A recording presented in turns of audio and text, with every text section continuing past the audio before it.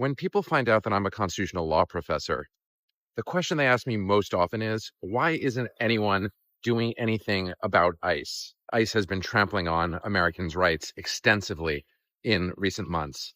It's not just that they're grabbing up people on the basis of their looking Latino and speaking Spanish or working in jobs that they associate with potentially undocumented people, which is bad enough. It's that ICE agents wear masks, don't show identification, stop people on the street, grab them up, and put them into SUVs. According to a report in Wired magazine, it's gotten so bad that the FBI itself issued an internal memo warning criminals impersonating ICE agents were abducting women on the streets. Now, to be clear, lawyers are trying to fight back against ICE, but they've run into three kinds of serious obstacles. The first problem is the Supreme Court.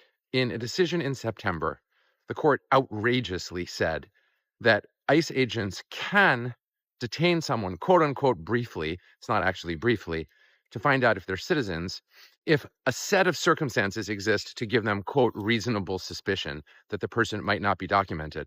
And that might not sound that bad on the surface, but it's actually extremely bad because the court then went on to say, in a short opinion by Justice Brett Kavanaugh, that if a person is speaking Spanish and looks like they're Latino, that might be enough as part of the totality of the circumstances to detain them. Now, that's a total violation of our basic equal protection principles. There's no way you could arrest somebody on the basis of their racial or ethnic profile. And yet the Supreme Court has said that that's permitted to ICE agents.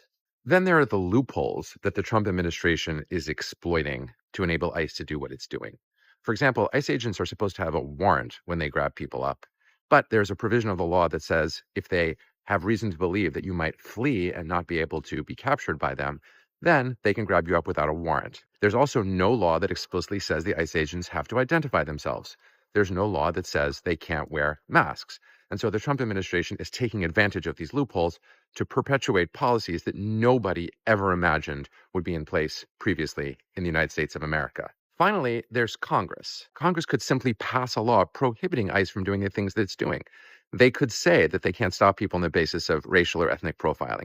They could say that ICE agents have to identify themselves. They could specify that ICE agents always have to use a warrant. And they have done exactly none of those things. So what can we actually do about ICE? We have to make ICE's conduct into a major issue in the 2026 and 2028 elections and pressure our elected officials, and in particular Congress, to make this a priority and change ICE's practices. If we don't do that, nothing is going to change.